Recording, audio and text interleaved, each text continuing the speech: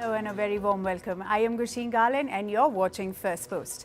In the next few minutes, I get you the top 50 updates from around the world, only here on Fast and Factual. Let's get started. First in from the war in West Asia, Israeli Defense Forces launched precision strikes on Yemen-based Houthis. It reportedly hit the Yemeni capital of Sanaa and the port city of Hodeidah. Israeli army said it struck ports and energy infrastructure used by Houthis. The announcement was made shortly after Israel said it intercepted a missile fired from Yemen. The U.S. Secretary of State Antony Blinken said he was hopeful of reaching a ceasefire in Gaza. He vowed to use his remaining month in office to finalize a deal between Israel and Hamas. Blinken said, and I quote, "It should happen. It needs to happen. We need to get people home," end quote. However, he refused to predict the success after repeated disappointments. The U.S. Secretary of State also said Syrian rebels must keep their promise of inclusion. He added that they should learn from the isolation of Afghanistan's Taliban. The Hayat Tahrir al-Sham group has also promised to protect minorities during its regime. Blinken added that the group should learn lessons from Bashar al-Assad over the need to reach political settlements with other groups. Dozens of migrants in Mexico's Ciudad Juarez were drawn to the U.S. border fences, following rumors that it would be opened on International Migrants' Day on Wednesday. As they approached the barbed wire, border guards deployed tear gas to deter them.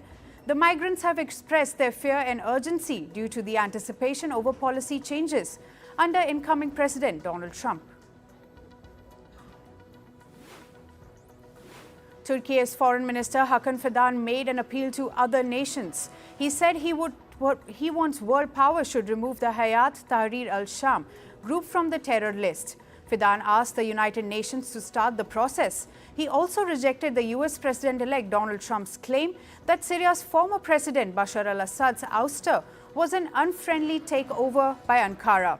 Fidan said it was not a takeover and the developments in Syria were as per the will of its citizens. The first flight since the ouster of former President Bashar al-Assad took off yesterday in Syria. The plane was en route from Damascus airport to Aleppo in the country's north.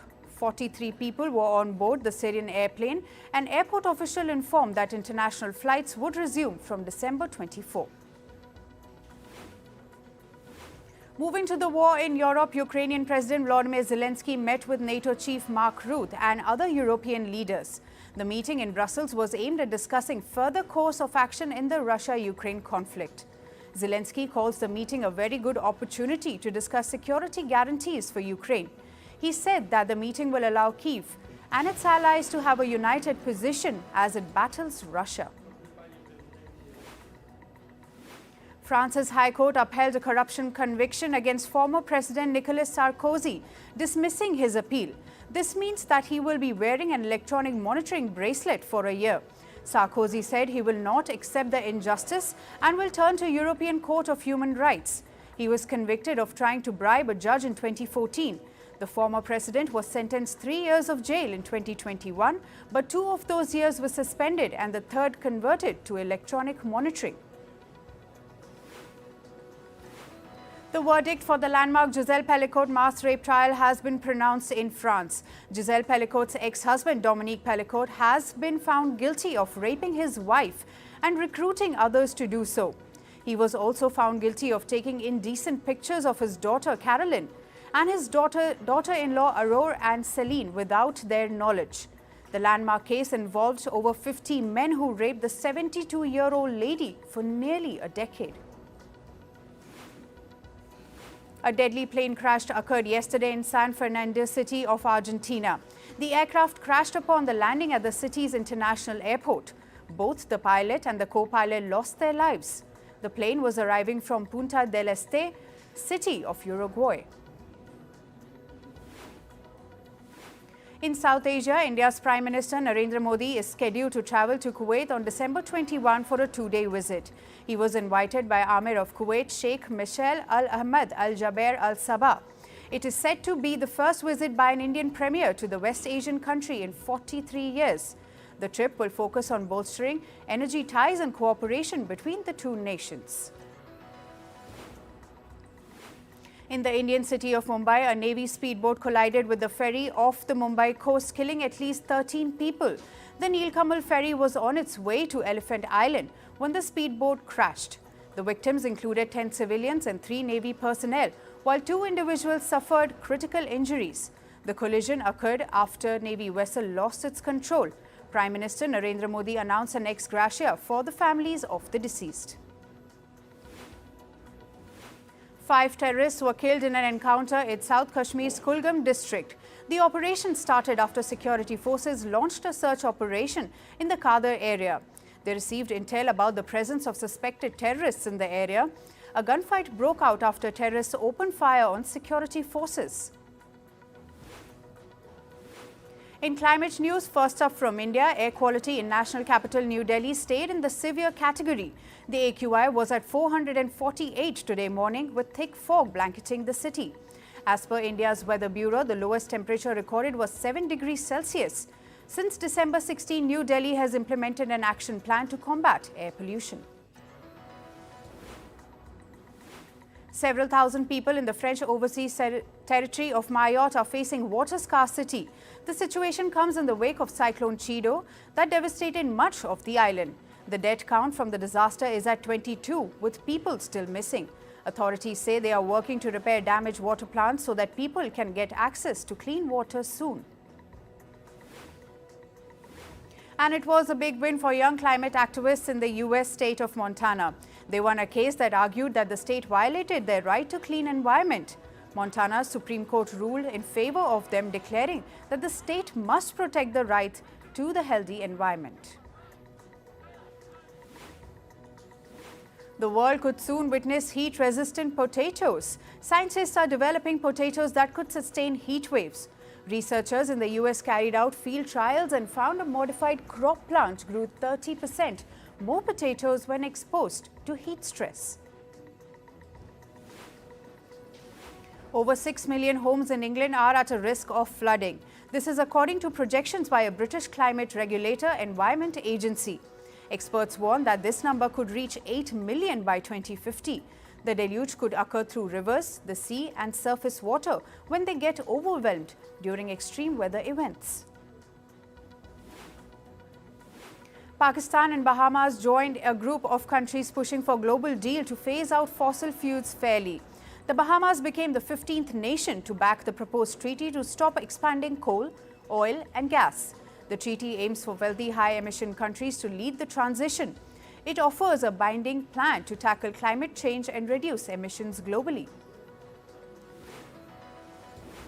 Chile's giant frog, a 77-million-year-old species, is threatened by habitat loss in central Chile. This living fossil, the largest in Latin America, can grow over 30 centimeters and weigh up to 1 kilogram. The frog's habitat spans Coquimbo to Chiloé, including polluted rivers in urban areas. Researchers are working on urgently to prevent its extinction. On to business and tech news now. The US Federal Reserve once again lowered its key interest rate yesterday. It now stands in the range of 4.25% to 4.5%. However, the Federal Reserve revised its projections for the rate cuts in 2025. It now plans to lower interest rates just twice compared to earlier projections of 4 cuts. Federal Reserve Chair Jerome Powell attributed the move to persistent inflation. The US stock market plunged after the hawkish guidance by the Federal Reserve. The tech-heavy Nasdaq slipped by 3.6%. Meanwhile, the S&P 500 and Dow Jones Composite declined by over 2.5%. While investors widely expected the interest rate cut, they were spooked by fewer cuts in the future. Stock markets in Asia also dropped following the Federal Reserve's cautious stance. Japan's Nikkei 225 slipped by 1.4%, while South Korea's Kospi index fell by about 2%. Meanwhile, China's Shanghai Composite declined by 0.7%. In India's, both the Sensex and Nifty 50 fell by as much as 1%. Meanwhile, the Indian currency, the rupee, weakened to a new historic low against the US dollar. It was trading at 85 rupees per dollar this morning. Negative cues from global markets impacted the Indian currency. The rupee has been under pressure for months due to foreign investment outflows from India. Federal Reserve Chair Jerome Powell has rebuffed the idea of Fed being involved in building Bitcoin reserves. He said that the Federal Reserve is not allowed to own Bitcoin and that they are not planning to change this law. Powell was commenting on the idea proposed by incoming US President Donald Trump, who plans to develop a strategic stockpile of Bitcoins. Thousands of Amazon workers in the US are planning to go on a strike today. They accuse the e-commerce giant of refusing to negotiate a new contract deal with them. The union, representing about 10,000 workers at 10 Amazon facilities, will walk off their jobs today. The strike threatens to disrupt Amazon's operations during the busy holiday season. The U.S. Department of Justice has sued pharmacy chain CVS. They accuse the company of filing illegal opioid prescriptions and billing the federal government under their insurance programs like Medicare and Medicaid. The Justice Department stated that CVS regularly filled prescriptions from doctors dispensing large quantities of opioids without legitimate medical reasons. The U.S. Supreme Court has agreed to hear a case challenging the new law on TikTok. The court will hear arguments in the case on January 10th. It has asked the Justice Department lawyers of the Chinese social media app to prepare their arguments. TikTok could be banned in the U.S. if its parent firm, ByteDance, does not sell it by January 19th, unless the top court blocks the ban. Apple has slammed Meta for making several requests for interoperability on iPhone. It is a process where app developers make devices compatible with each other for better data flow. However, Apple says Meta's numerous requests for these services raise concerns about users' privacy and security. The share prices of American memory chip maker Micron Technology fell by 15% yesterday. This came after the firm reported its quarterly earnings from September to November. While the firm's profits were in line with market expectations, its forecast for future earnings worried investors.